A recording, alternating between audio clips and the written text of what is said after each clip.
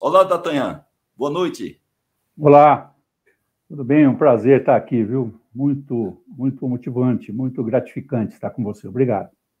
D'Artagnan, primeiro agradecer a você, mais uma vez participando aqui da nossa live, faz exatamente talvez 1 ano e 6 meses que você nos honrou participando aqui das lives que eu estava fazendo no início de 2021. Não é? Mais uma vez você aqui presente, você sempre dando sim. E eu queria aproveitar a oportunidade para te parabenizar pelo lançamento do mais novo livro seu, A Jornada do Consultor. Já estou aqui na metade da leitura, né? Me divertindo, porque é uma leitura que eu considero para todos os consultores empresariais bastante inspirador. Você sabe que eu já tinha aqui um livro de sua autoria, Missão Qualidade, não é? Que é uma autobiografia profissional sua. E para mim é uma honra muito grande estar com você nessa live, principalmente pela história que você tem, fazendo parte, inclusive, da nossa Academia Brasileira da Qualidade, D'Artagnan. Um prazer muito grande. Tá bom, o prazer é meu. Muito obrigado, Haroldo. E lá da cidade de Vitória, vamos convidar o nosso querido também Getúlio Apolinário. Boa noite, Getúlio. Boa noite, muito obrigado pelo convite. Estamos juntos. Certo, e também parabenizar você, Getúlio, porque além de você ser acadêmico, você continua muito atuante. Você tem um blog aí tradicionalíssimo na Folha Vitória, chamado Gestão e Resultados. Quantas publicações você já tem nesse blog, Getúlio? Nós estamos chegando agora a 1.900, com a meta de 2.000 publicações para o início do ano que vem. Vamos fazer uma festa. E uma live também com o Haroldo. Opa. Tá bom, Getúlio. Prazer muito grande, Getúlio, ter você aqui, principalmente porque você... Deixa eu pegar um livro aqui para ver se você lembra dele, Getúlio. Deixa eu ver se eu consigo aqui. Você sabe que livro é esse aqui, Getúlio? Oh, meu Deus do céu! Foi um dos primeiros livros do Falcone, não é? Certo. Eu tenho esse livro aqui em apostila, você acredita? Certo, então eu trouxe esse livro para mostrar a você, porque a CST, empresa que você trabalhou na época, hoje é a ArcelorMittal, aí na cidade de Vitória, isso. Ela foi uma das empresas que o Falcone, né, experimentou o modelo de gestão que ele trouxe, TQC japonês, e que deu a ele subsídio para escrever esse livro a partir justamente de ter a CST também como uma espécie de cobaia, não é? Que foi muito bem sucedido esse modelo. Então, e você participou ativamente dessa receptividade do Falcone, juntamente com o próprio Demi, não é? Isso. Nós não chegamos a ter o Demi aqui no Espírito Santo, não. Mas... o Demi ele veio pela Auto Latina aqui no Brasil, né? Exato. O pessoal da Auto Latina, quer dizer, o nosso Márcio Migues, que já contou aqui um pouco da história dele. Nós tivemos um grande relacionamento com o Falcone na Fundação Cristiano Ottoni, lá da UFMG. Sim. Né? Fizemos curso lá, ele fez um trabalho muito grande também aqui na Vale. Então, aqui a gente, através da UBQ Espírito Santo, a gente ajustava as coisas, não é? Para poder para colocar em prática os conhecimentos.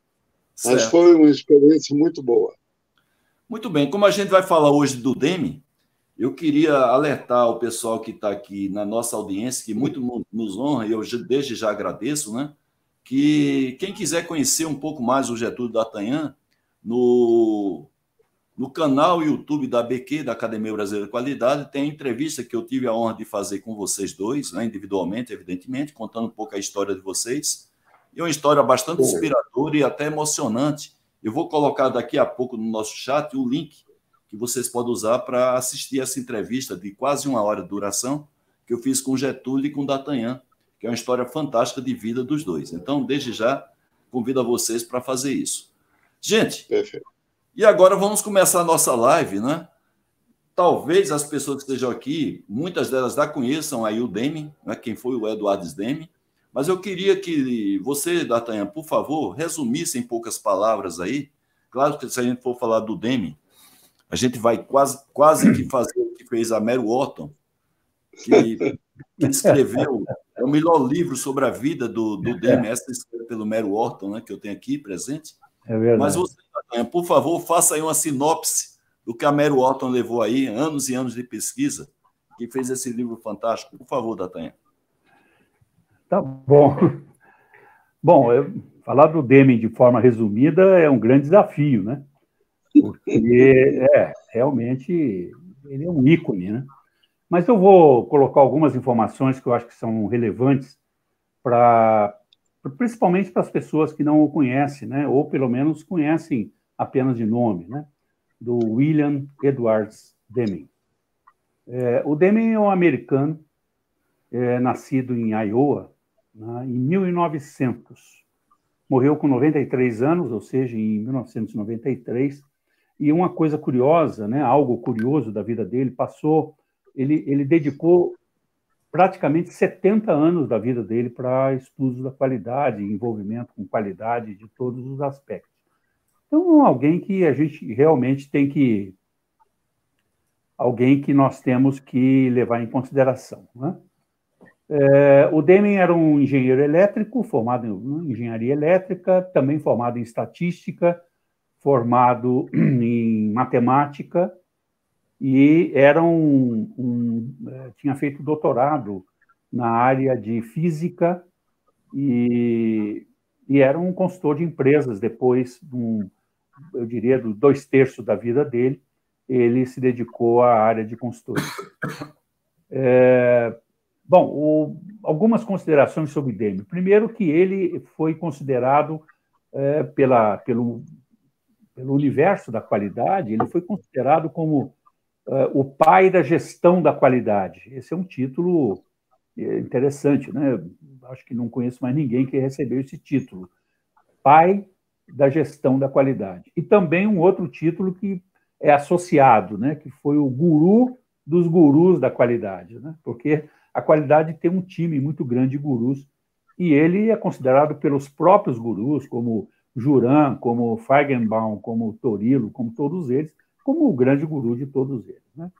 Bom, então esse é o ícone que eu estou falando, né? O Deming teve um período de vida como engenheiro, como estatístico, muito destacada, né? Principalmente nos Estados Unidos, né? Principalmente na área de Estado, né? Da agricultura nos Estados Unidos. Ele era quem fazia uma série de pesquisas. Ele era um matemático muito famoso, estatístico também, mas a evidência do Deming foi, na verdade, nos anos 50, quando ele foi convidado, né, em função de toda a competência que ele tinha, obviamente, foi convidado pelo governo japonês e pela JUSE para prestar serviços lá no processo de reconstrução do Japão do pós-guerra. E ele foi para lá para prestar o serviço. Os serviços qual seriam? Passar conhecimento, que era o que ele tinha, né?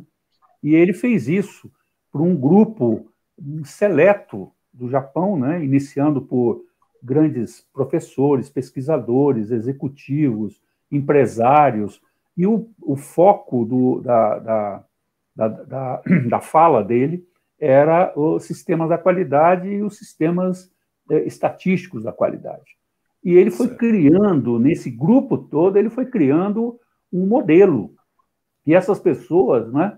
Aliás, eu ouvi isso de um próprio japonês dizendo o Japão era tão carente nessas informações que se pegaram nesses dados, nesse conhecimento, como a grande solução, como era, né?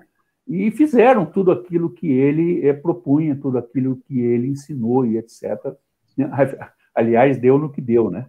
Eles realmente colocaram tudo em prática e aconteceu tudo que a gente viu em muitos países, né? Eu destacaria, por exemplo, bom, enfim, deixa eu só completar, aí desses anos 50, logo depois o sucesso foi tão grande que a JUSE resolveu fazer um reconhecimento a ele e criou o prêmio Deming, que é o prêmio em homenagem a ele, ainda em vida, lógico, né, lá no Japão, e é um prêmio fantástico, porque as empresas japonesas que têm destaque com o seu desempenho recebem o prêmio Deming, depois de um processo muito seletivo de avaliação, recebe na frente da empresa um busto de Deming em bronze, que esse é um prêmio que as empresas recebem. Isso é uma coisa realmente fantástica. Você imagina um consumidor passando na frente de uma empresa que é fornecedora do mercado e vendo aquele prêmio na frente da empresa. Então, é uma estratégia de marketing também muito interessante. Agora, eu destacaria, por exemplo, as láureas, né? O Deme recebeu infinitas láureas, né? Prêmios. Eu destacaria apenas 2, né? Que eu selecionei, assim como eu tenho selecionado como 2 prêmios que foram realmente muito interessantes. Aliás, foram prêmios que poucas pessoas tiveram, né? Um foi o prêmio entregue pelo próprio imperador, né? Que foi uma honraria concedida pelo Hirohito, que é uma poucas pessoas tiveram, aliás, o Juran também recebeu, que é a medalha da Ordem do Tesouro Sagrado. Essa é uma medalha que é só concedida a pessoas que são expoentes, né, com relação a benfeitorias feitas para aquele país, que é o caso do Deme e do Juran também. E um outro prêmio que eu destacaria, isso foi em 1960. Em 1987, ele recebeu do presidente Reagan, nos Estados Unidos, um prêmio também que é um prêmio muito icônico, né? Que é o National Medal of Technology, que é um prêmio concedido nos Estados Unidos para pessoas de alto nível na área de tecnologia, de processos, etc. Bom, e na parte literária, né, complementando aí essa apresentação bem sucinta, o Deme escreveu uma quantidade imensa de livros, né, de materiais, né, não são só livros necessariamente, mas muito material de ensino, muito material na área de capacitação. Muitas pessoas fizeram seminários com ele, né, quando ele esteve no Brasil aí, por conta da Alto Latina, né, muitos brasileiros fizeram cursos com ele.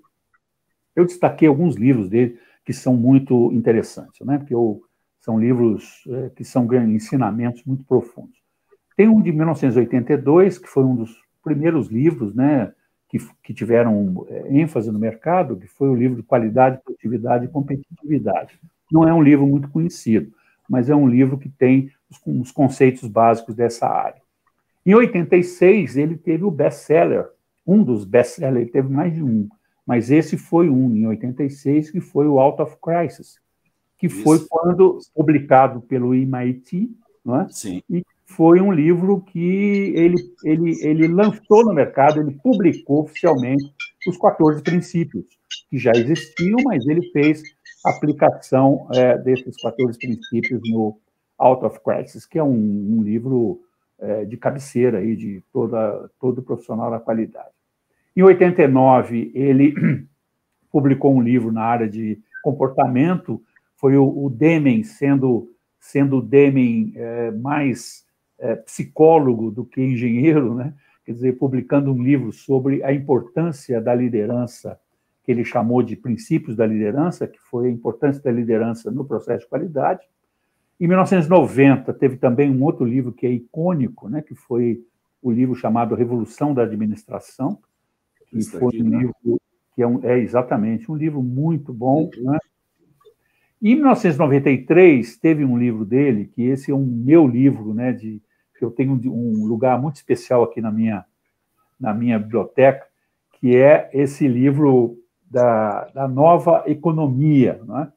Esse livro, né, ele foi publicado na versão em português, foi publicado pela Qualtmark, pelo nosso querido colega da academia do Mahomed, né, que é o presidente da Qualtmark.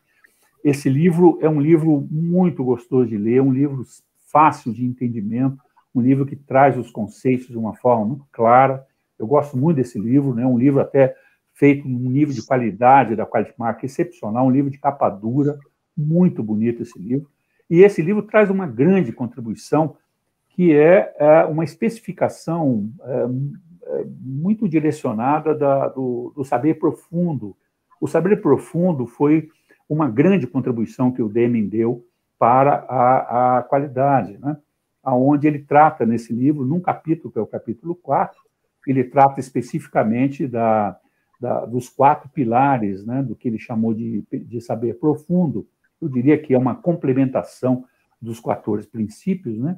Que é a visão sistêmica da empresa, né? Considerando aí os intercâmbios, né? Ou a intercambiabilidade dos processos, que é a variabilidade, né? Que, aliás, ele, como bom estatístico, levava isso muito em consideração, do controle estatístico do processo e o controle estatístico da qualidade. Outro detalhe que é uma pérola do Deming, que é falando sobre conhecimento, né? e ele usa muito a expressão sobre planejamento, não é? E não só planejamento, mas como também a tentativa, o método tentativo e erro sendo tirado, né, como uma forma que dá muita perda nas empresas, né? Então, usando o planejamento para se errar menos, que é, bom, além de outros detalhes de conhecimento interessante. E o último item, que é o de psicologia. Esse é o Deming enquanto psicólogo, né, entre aspas, né? É o Deming olhando para, compreendendo as pessoas, olhando para as pessoas, um engenheiro como ele, estatístico e matemático, mas com uma grande sensibilidade para as pessoas, e umas frases muito interessantes dele, como não se faz qualidade sem gente, né? Nós precisamos entender de gente. Bom, enfim, está aí um resumo, né, de quem é esse ícone americano, esse ícone da qualidade, e esse grande guru, que a gente tem um respeito muito grande. E a gente, lendo os livros de Deming, a gente aprende todos os dias, né? E é o que eu faço constantemente, que eu gosto muito e aprecio demais a inteligência e a capacidade de transmissão que esse cidadão teve e que o respeito bastante. Então, esse é o William Edwards Deming. Tem uma pergunta aqui do seu colega da Embraer, o Moisés Ramos, né, que hoje é responsável por todo o sistema de Lean da Embraer. Eu digo colega seu porque você trabalhou na Embraer durante 10 anos, isso, coordenando o ciclo de controle de qualidade ali na década de 70/80. Isso. E o Moisés ele pergunta o seguinte, pegando um carona, daqui a pouco eu passo para o Getúlio falar um pouco sobre o Deming também, mas hoje, assim, em termos de gurus da qualidade ou de gurus da área de gestão, alguém se equipara ao Deming? Na opinião sua, D'Artagnan? Olha, Moisés, não. Em termos de operacionalidade, eu até diria que sim. Não é? Hoje nós temos gurus que não estão, alguns estão vivos, outros vivos, né? Gurus, inclusive brasileiros, né?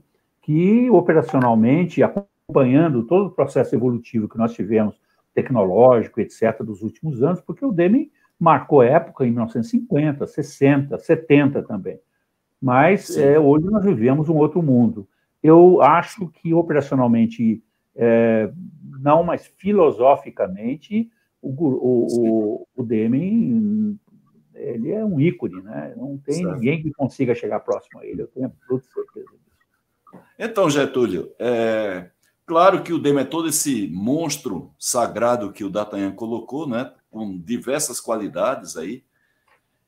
Agora, na sua opinião, assim, qual o principal legado que o Deming deixou para o Brasil e para o mundo nessa área de gestão? A gente está falando de qualidade, mas o Deming, na verdade, ele trata a gestão de uma maneira ampla, assim como a gente trata a qualidade, tanto o estrito como o lato sensu. O Deming tinha essa característica também. Mas qual o legado assim que você considera os legados mais importantes do Deming, tanto para o mundo quanto para o Brasil, Getúlio? Olha, em primeiro lugar, eu acho que foi a simplicidade e a clareza com que ele tratou os temas. Vamos pensar aqui que quando ele foi para o Japão, e o amigo D'Artagnan narrou bem essa experiência lá, ele não tinha o mesmo sucesso, né, nos Estados Unidos. Existe até um programa, nós temos uma fita cassete, né, com esse programa, se não me engano, da NBC americana, falando das experiências da gestão da qualidade nos Estados Unidos e o sucesso que aconteceu no Japão. Então, no momento que ele chega lá e vê um povo, né, extremamente focado, e inclusive na reunião que ele fez lá no Kendari, se não me engano esse é o nome, ele exigiu que lá estivessem os presidentes das empresas que iriam colocar em prática o primeiro ponto dele, que é constância de propósito. Sim. Né?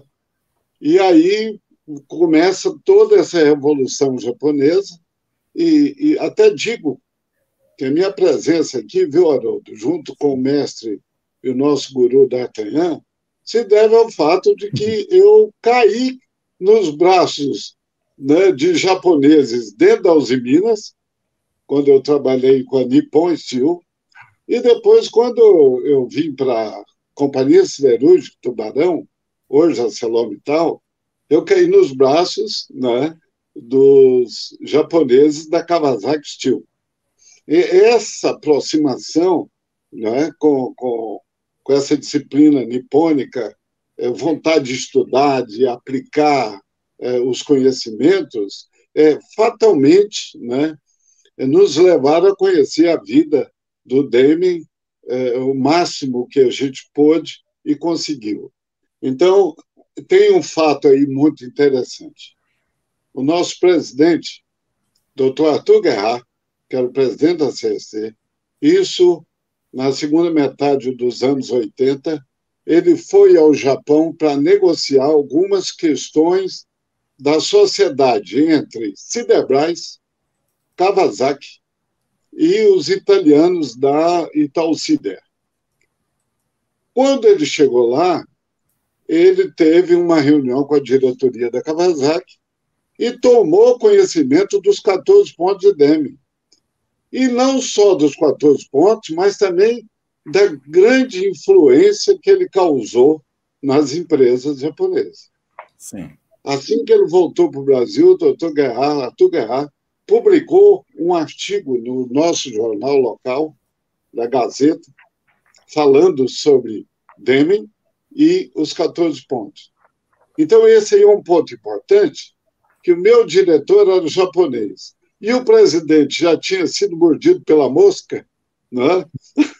Então ficou um ambiente extremamente favorável para que a gente colocasse em prática aquele legado que ele deixou para o mundo inteiro, né, ver. Como o mestre D'Artagnan colocou, né, ele tem uma frase dele que é conhecida no mundo inteiro também: nada substitui o conhecimento profundo. E isso aí, para nós, foi uma informação, foi um dos pontos que nos levou a fazer um trabalho muito forte aqui, dentro dessas premissas de Deming, correto? Chegamos a treinar quase 6.000 funcionários da empresa. Publicamos 3 livros internamente: o Manual do Círculo de Qualidade, o Manual do Zero Defeito, que era para gerentes, né? E o TQC como estratégia de qualidade total, não é? Então, acho que esse... E tem outro detalhe, o mestre D'Artagnan colocou aqui os livros que ele publicou, mas eu acho que ele deve ter sido, no mundo, uma das pessoas que mais se escreveu sobre o trabalho dele. Não é? Sim. Não é verdade? Porque tem um monte de gente, vários autores renomados que escreveram sobre a vida de Deming e essa grande revolução que ele provocou, não é? Verdade. Então, basicamente, é isso. E aqui, a nossa prática, ela se deu em alguns pontos, transformamos 14 pontos num sistema de diagnóstico interno, aplicamos não só na própria CST, em mais de 200 empresas em todo o país, fornecedores. E outra coisa, fizemos uma adaptação para o serviço público, especificamente para aplicação em prefeituras. Os mesmos 14 pontos. Olha aí que coisa interessante, não é? Eu acho que ainda temos muita coisa por fazer daqui para frente. Apesar do meio digital, tecnologia, resultados exponenciais, velocidade incrível, não é? A qualidade continua sendo de suma importância, porque se você tem velocidade incrível, mas comete falhas, eles serão falhas incríveis também. Sim. Então é preciso ter muito cuidado, não é?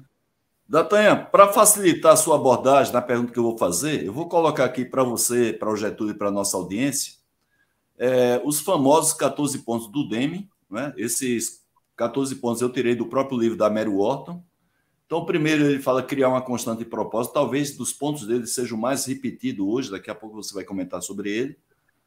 Depois, adotar uma nova filosofia, porque ele coloca que a gente está numa nova era econômica, e para isso as empresas, as organizações têm que despertar para desafios e se conscientizar de suas responsabilidades e assumir a liderança em direção à transformação. Talvez hoje uma coisa que a gente está precisando muito seria justamente essa liderança para as transformações.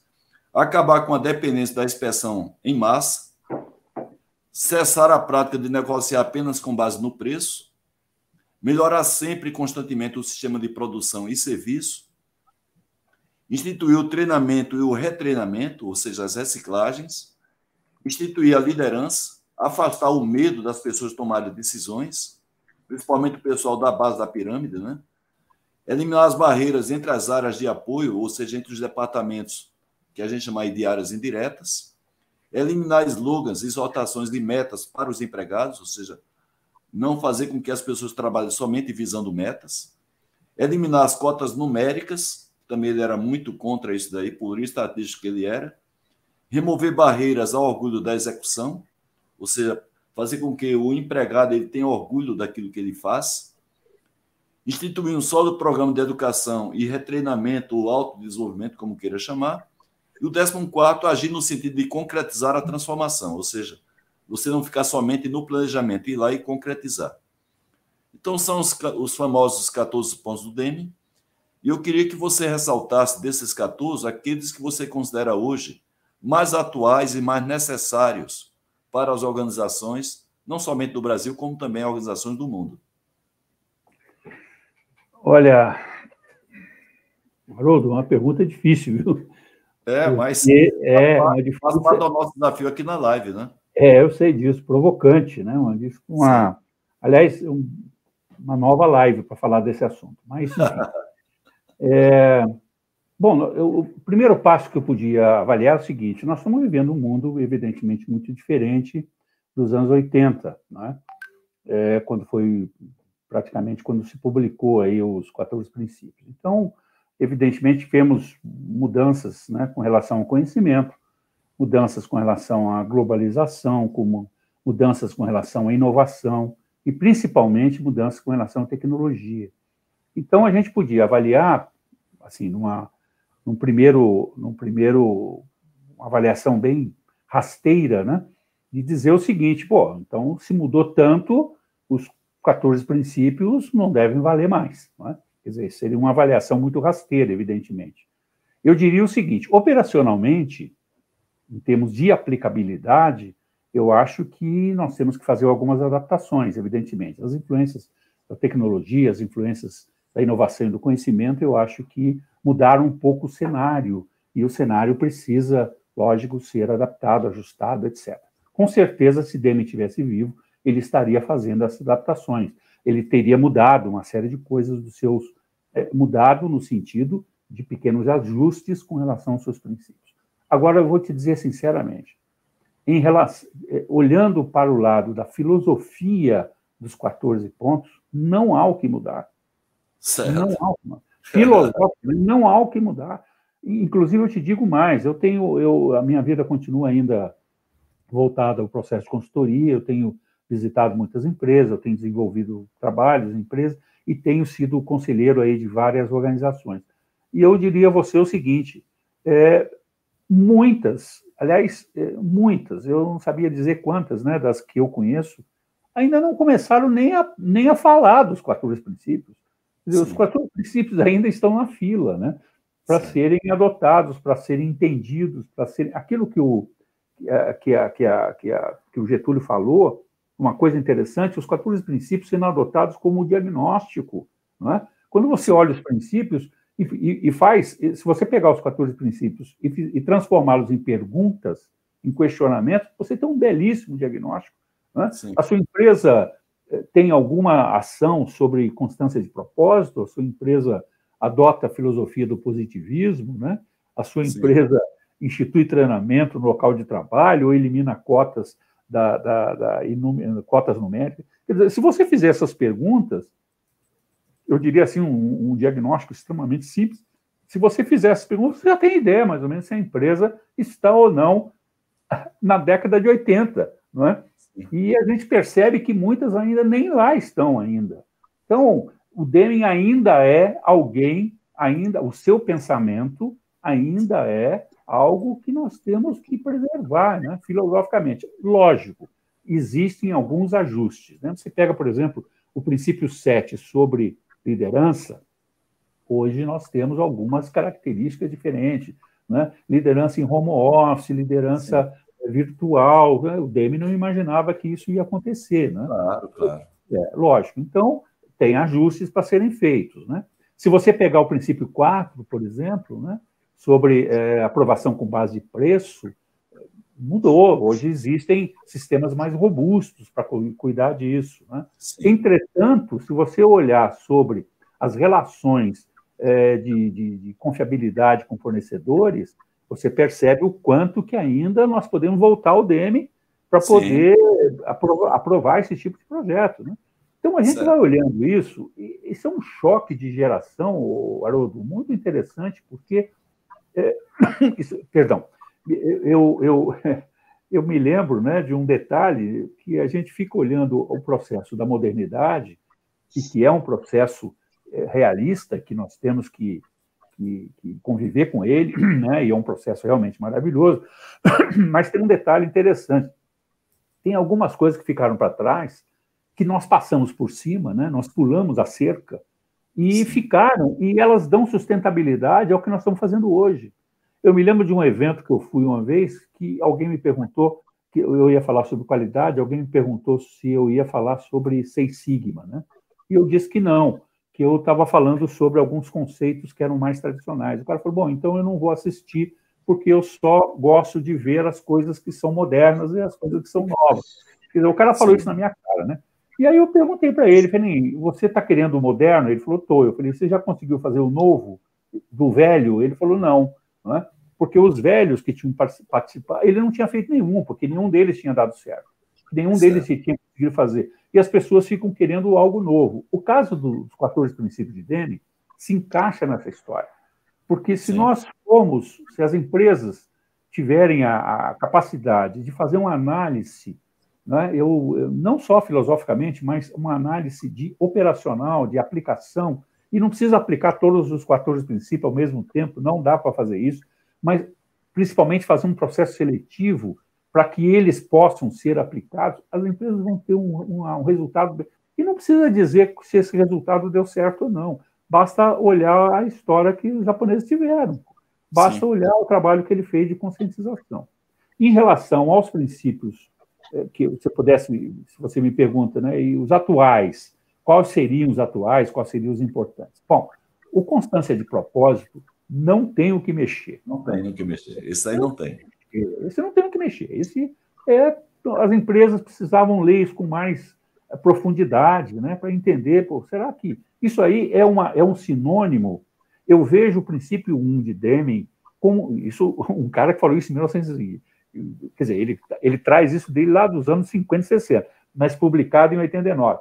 Mas, mesmo olhando a década, né, de 80 e olhando agora, a gente pode dizer uma coisa muito interessante. Esse princípio é o sinônimo de sustentabilidade, não é? Dentro das empresas. Quer dizer, como se você torna uma empresa sustentável através da constância dos seus propósitos, que é uma visão.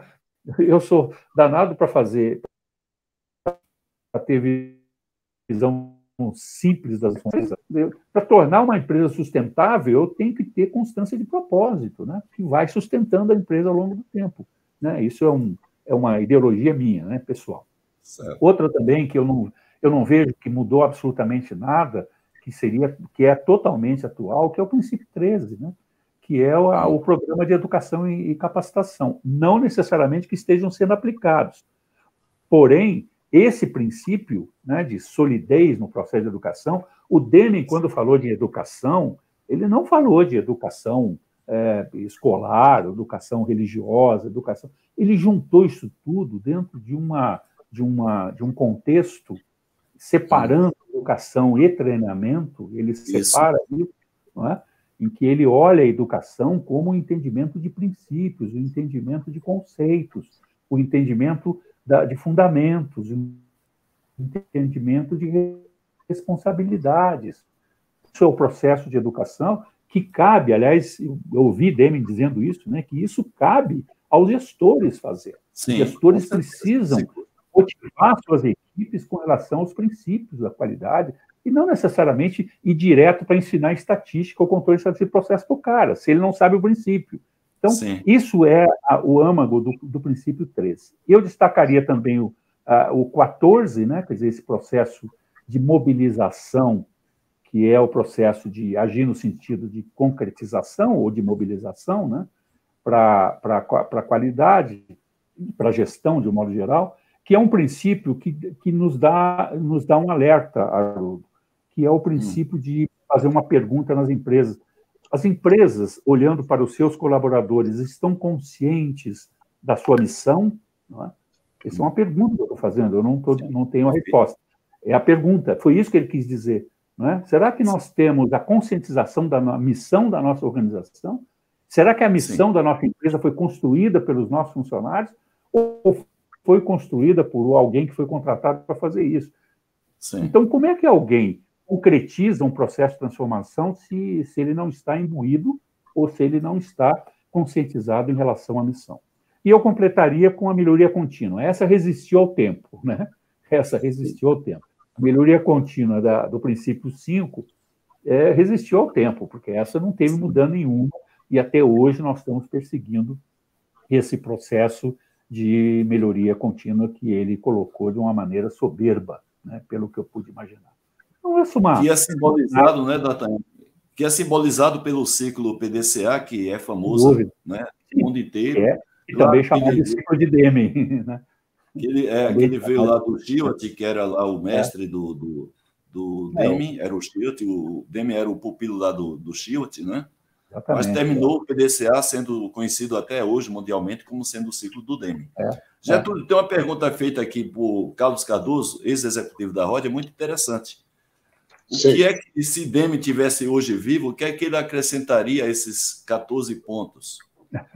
Eu tenho uma opinião minha. Vamos ver se você acrescentaria isso, que eu acho que ele passou muito assim, tangenciando o tema.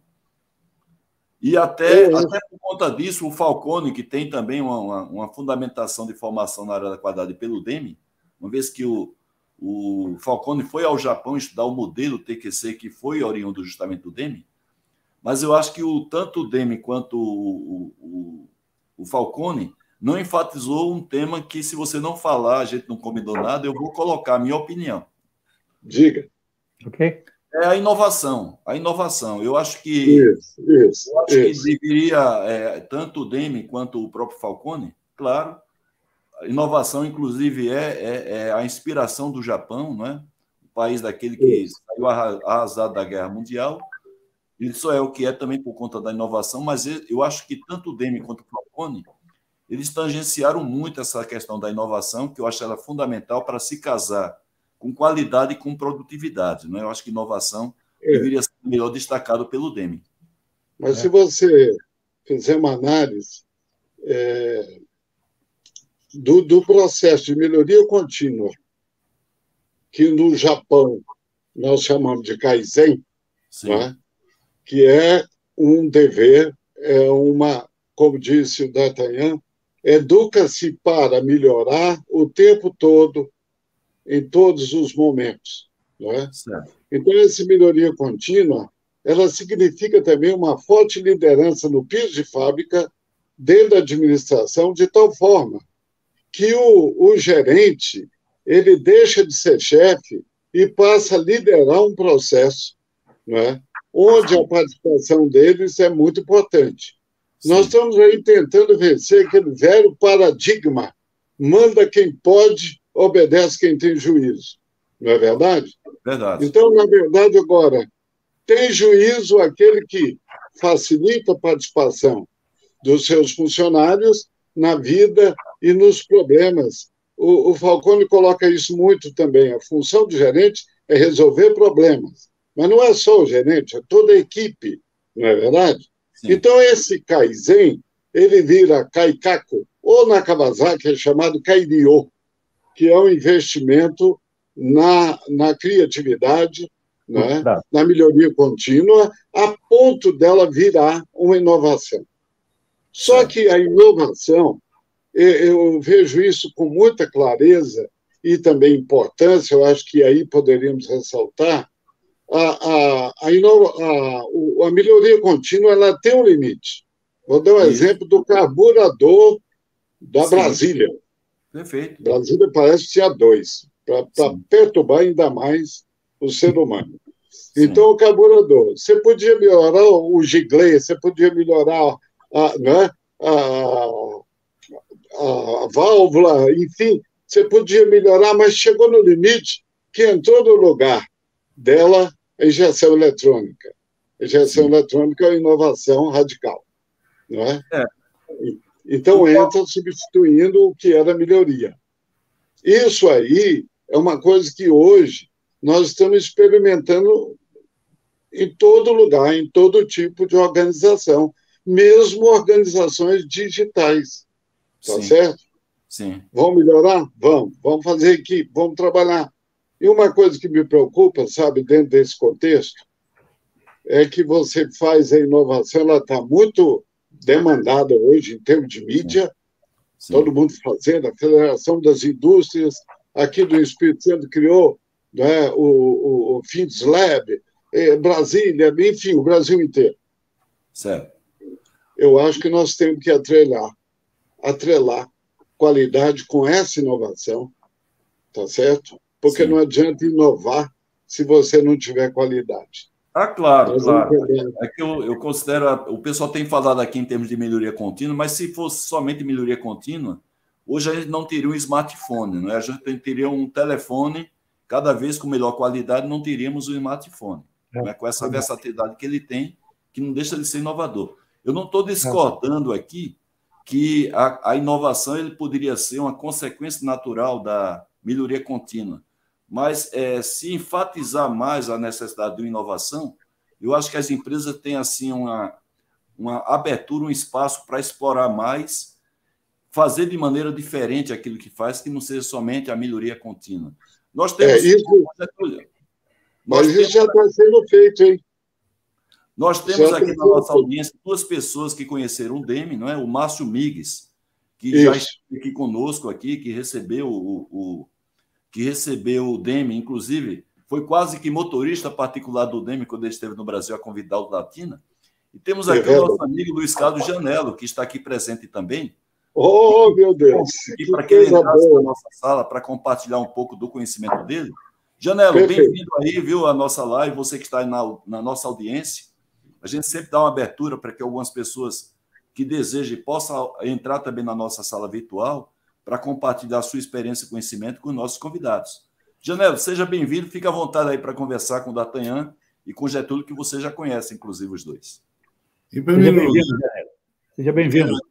Em primeiro lugar, quero agradecer a você, Haroldo, essa grande oportunidade de ver o meu amigo Getúlio, ver o D'Artagnan, e dizer o seguinte: eu realmente estava trabalhando com o DEME, com o Márcio, desculpe, olha a minha pretensão, hein? Com o Márcio. Quando nós fizemos foi uma loucura trazer o DEME para o Brasil, e que loucura maravilhosa, e eu virei um discípulo do DEME, né? Eu falei em muitos cantos, em muitos rincões brasileiros aqui sobre o DEME. E realmente uma coisa que me deixa hoje, essa live está me trazendo muita coisa boa. E uma delas, que eu vou tocar num ponto que eu gostaria que você, Getúlio, você, D'Artagnan, fizesse uma correlação entre o ponto 4 do DEME, o Dry Off the Fear, né? Afaste o medo. Quando hoje nós estamos aí diante de situações, de medo é 8, me parece. Nós queremos incluir as pessoas, nós queremos diversidade, nós queremos pertencimento, nós queremos o envolvimento, nós queremos retenção de talentos. E eu liguei um pouquinho isso com o ponto 7 também. Todas as empresas têm liderança. Agora, e o nível dessa liderança? E a atualização dessa liderança? Sabe, esses dois pontos Eu gostaria que vocês comentassem um pouquinho, porque eu acho isso tão atual, tão presente. Até porque eu apenas quase um meio século que eu dou aula de administração em algumas universidades, onde eu bato muito nisso. A empresa excelente é a empresa dos excelentes líderes. E o Deming colocou muito enfaticamente na época esse ponto 7, 8. Eu gostaria de o comentário de vocês e agradecer esse rico momento da minha vida, estou podendo falar com Getúlio, com Haroldo, enfim, estou muito feliz. Prazer é nosso, Janela. Você, na Volkswagen, fez um trabalho fantástico junto com o Márcio Migues. Muito nos honra a sua participação aqui. Você sempre foi atuante nesse mundo da qualidade, desde a década de 70, junto aos ciclos de qualidade, quando você conheceu o D'Artagnan. O próprio Getúlio, que mandou uma caravana de gente da Companhia Siderúrgica de Tubarão para você receber aqui em São Bernardo. Então, você tem uma participação muito grande, Janela. Vamos lá, os dois aí estão com a batata aqui na mão, na colocação aí feita pelo Gianello. O Gianello, eu conheci o Gianello quando ele tinha cabelo preto e eu tinha cabelo. Né? É muito prazer revê-lo, viu, Gianello?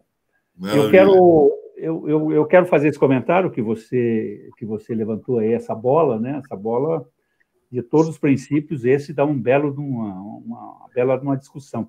Voltando só um pouquinho sobre a questão anterior que o Haroldo tinha colocado, sobre inovação, eu vejo, Haroldo, que um princípio que, com certeza, eu concordo com vocês, né, sem dúvida, que um princípio que Deming colocaria era o princípio da relação da tecnologia e inovação. Né? Esse princípio ia entrar como o princípio 15 ou 16, sei lá, né? Aliás, o Mahomed já falou que já tinha alguns princípios que o Deming terminou morrendo e não colocando. E eu não sei quais, depois ele vai nos colocar. Mas eu vejo uma coisa, e eu vou falar novamente sobre uma impressão pessoal de quem é também, como Gianello, um discípulo, né, e também como Getúlio, discípulo do Deming. O Deming viveu numa época, principalmente na parte dos princípios, em que a palavra-chave não era inovação, a palavra-chave era criatividade. Não é? Era o fomento da criatividade. As pessoas precisavam criar.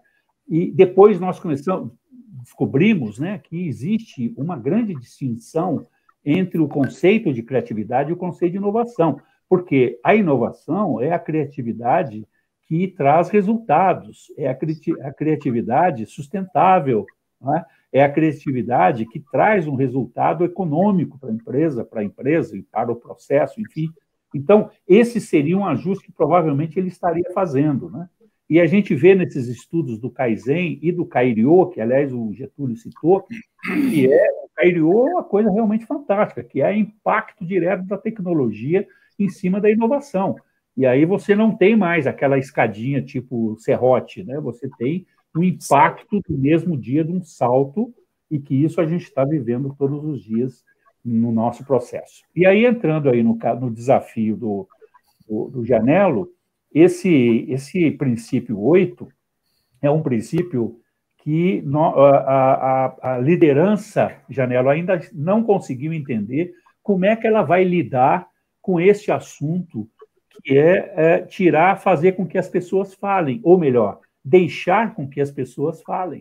E as pessoas não estão falando em função não de que não são criativas ou que não são inovadoras ou que não tenham boas ideias. Muito pelo contrário, aliás, como nós três aqui que estamos hoje sendo entrevistados aqui na live, que temos experiências em ciclo de qualidade, sabe muito bem o nível de excelência e de capacidade de pensar simples que essas pessoas da base têm, e elas não são aproveitadas por quê? Porque nós temos uma camada de liderança que não se preparou e não está preparada para exatamente fomentar esse princípio 8, que é tirar das pessoas a capacidade dessas pessoas de falar, e digo mais, a capacidade dessas pessoas de errar, e não necessariamente de falar, mas também tem a capacidade de errar, de falar quando não dá certo e procurar novos caminhos. Então, esse tipo de mecanismo, ele não é um mecanismo que ainda está desenvolvido, ou seja, Deming ele colocou esse princípio, mas nós não conseguimos ainda fazê-lo funcionar de uma maneira muito eficaz. Entendeu? Então, essa é a minha posição com relação a esse assunto. Ou seja, as pessoas ainda não têm mecanismo para colocar as suas opiniões e, principalmente, uma coisa importante, eu aprendi isso, né, nas experiências de ciclo de qualidade, que é pensar simples. Hoje, as empresas têm um batalhão de pessoas extremamente competentes que são pagas para resolver grandes problemas complexos. Nós não temos na empresa nenhum tipo de ação para juntar pessoas para pensar em coisas pequenas. E as coisas pequenas, elas vão se somando e elas se transformam em grandes problemas. E aí nós temos que contratar gente muito cara para resolver.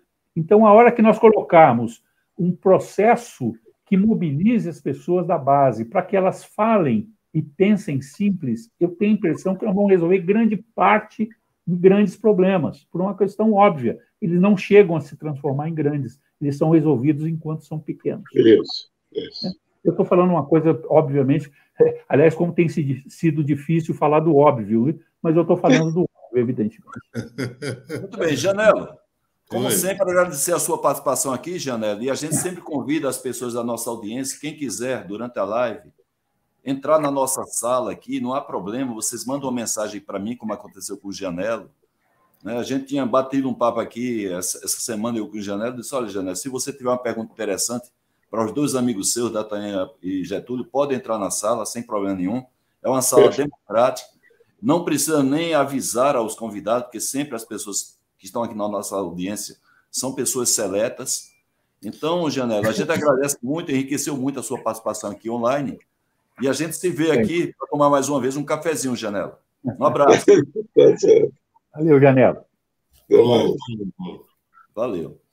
Gente, estamos aqui nos aproximando, mas ainda temos espaço aqui para umas 2, 3 perguntas, né, que tem aqui muito boas na nossa audiência. Deixa eu só pensar aqui. O Ricardo Moilovski, ele está falando com a gente lá da terra de Caetano Veloso, Maria Bethânia, Santo Amaro, da Purificação, na nossa querida Bahia, nossa querida e abençoada Bahia, não é? Hoje, nesse mundo complexo e dinâmico, Demi seria mais psicólogo ou mais estatístico? É do legado que ele deixou, o que precisa ser mais reforçado hoje? Eu acho que é o ponto 1, não é, Getúlio? Olha, eu sou formado também em engenharia e o meu grande impacto foi quando eu entrei na Uzi Minas e vendo todo aquele conglomerado siderúrgico, eu me senti muito menos engenheiro do que deveria ser e notei que eu precisava urgentemente fazer um curso de psicologia para entender as pessoas, porque você não lidera o convertedor, você não lidera a laminação, você trabalha com pessoas. Imagina o recém-formado chegar lá e falar, tem 600 pessoas aí para você tomar conta e produzir resultado. Então, eu acredito que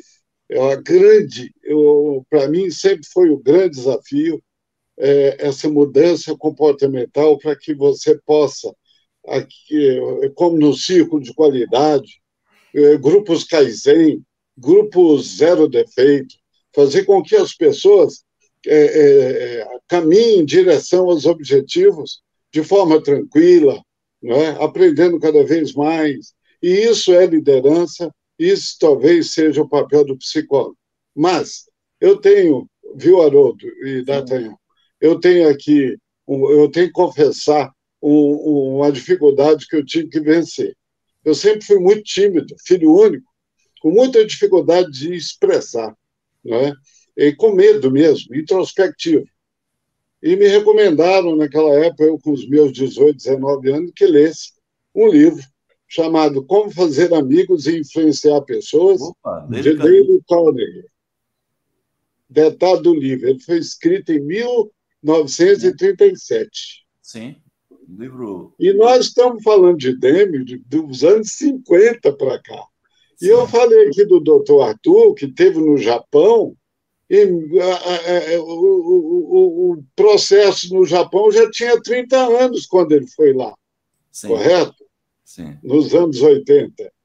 Então, eu acredito que esse aprendizado nos leva até questionar o momento atual, presente, com tanta tecnologia, com o Facebook, com o Instagram, com tudo isso. Sim. É o momento que nós temos que ser mais líderes do que chefes. Porque hoje todo mundo tem um computador na mão, chamado smartphone. Isso. Tem muito mais informação do que antes, né? Há 30, 40, 50 anos atrás. Então, eu acho que hoje esse papel nosso de ser humano, de entender as pessoas, de estar junto com elas, não é? E é uma coisa realmente muito importante e fantástica. Domingo agora, vou confessar aqui um outro momento. Eu juntei os meus netos e nós, um de 6, o outro de 4 anos e a outra de 7, vamos fazer olha bem, uma galeria de desenhos dos netos do vovô Getúlio. Nossa, eu entrei no mundo deles. Isso é só para quem é artista, cara. Deu tudo certo, eu entrei. Enquanto eu ficava mandando, faz isso, faz aí, não deu certo. Na hora que eu entrei no referencial psicológico deles, acabou o problema. Eu acho que é isso que o CCQ trouxe para nós, né, Datan? Como experiência. E para falar hoje, inovação aberta. Se você não consegue fazer dentro da empresa, como é que você vai fazer com gente fora dela? É isso mesmo. Getúlio D'Artagnan. Deixa eu dar só uma pequena complementação. Só para responder aquela pergunta, né? Eu acho que o Deming seria muito mais psicólogo do que engenheiro, não tem dúvida. Boa parte da engenharia e estatística dele está tudo aí no software. Aliás, né, D'Artagnan, nossa formação acadêmica, né, que é de exatas, a gente, durante toda a nossa vida profissional, a gente foi muito mais psicólogo de assistente social do que engenheiro, né? Acontece, olha, tem um detalhe, eu dou aula na faculdade de engenharia, e eu estou vendo o seguinte, os conteúdos programáticos das disciplinas, as unidades de ensino ainda estão focadas muito mais na ciência do que na psicologia. Os jovens estão saindo formados em engenheiros, ainda conhecendo muito ou pelo menos o suficiente, em mecânica dos fluidos, resistência dos materiais e cálculo, mas não receberam ainda instruções, vão terminar caindo num moedor de carne chamado mercado, não é? É verdade. Vai fazê-los entender. Então, é uma interação aí com relação a isso. D'Artagnan, Getúlio, se a gente tivesse aí que ficar talvez uma semana inteira falando sobre o Deming, somente sobre ele, eu acho que a gente ia se despedir e ia marcar um novo encontro, né? No final. É pouco, uma semana é pouco. É pouco, então... Não, uma semana só para escutar o Getúlio, pô, né? Exatamente. Pessoal, então é só uma degustação para provocar aí. A sugestão minha é que quem está aqui que não conheça ainda assim, o Deming com profundidade, que possa acessar os seus livros. A Quality Mark Editora tem um belíssimo livro sobre o Deming e vários outros que vocês podem obter. Então conheçam, porque é muito, muito atual o que o Deming coloca. O Ricardo Molinovski coloca aqui a questão do Dale Carnegie, que é um livro também que todo ser humano devia ler, não somente profissionalmente, mas como ser humano, porque fazer amigos e influenciar pessoas devia ser, é uma missão nossa, né, de vida, servir as pessoas. A nossa missão aqui na Terra é servir. Esse livro do Dale Carnegie fala muito sobre isso. Eu queria mais uma vez agradecer ao Getúlio, ao D'Artagnan, sempre pelo carinho que vocês têm para os meus convites, para o nosso contato aí no dia a dia, pessoas que eu converso aí à noite, final de semana, a gente troca ideias. Um prazer muito grande estar com vocês na Academia Brasileira da Qualidade, instituição que apoia aqui o nosso evento. Então, eu queria agradecer a vocês e passar para vocês fazerem as considerações finais com relação a essa live. O Getúlio, em primeiro lugar, e depois o D'Artagnan se despede da gente. Por favor, Getúlio. Os mais velhos primeiro. Os mais velhos. Gostei.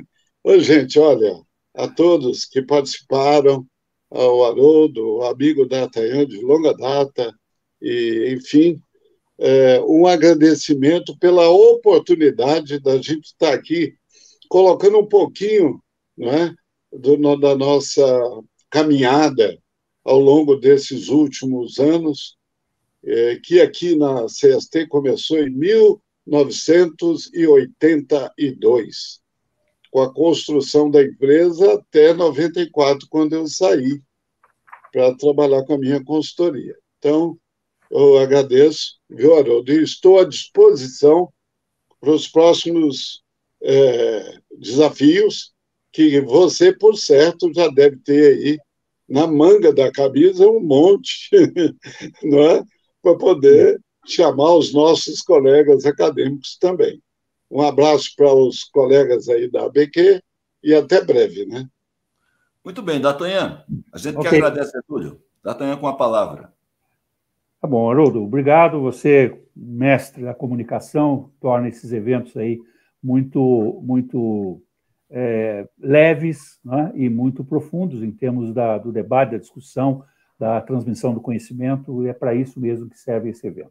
Eu vou despedir fazendo uma recomendação novamente aqui desse livro, né, da Quality Mark, do nosso querido Mahomed. Aproveitando, viu, D'Artagnan, o Mahomed está aqui na linha, fazendo inclusive um anúncio em primeira mão para a gente. Olha, é emocionante saber profundo. Emocionante, eu fico emocionado, Mahomed, com essa sua conquista. Bom. Parabéns. Uma conquista imensa, porque não é fácil uma editora conseguir os direitos para a produção desse livro. Você é um guerreiro. O livro que você escreveu sobre você, Desistir Nunca Mais, é a sua cara.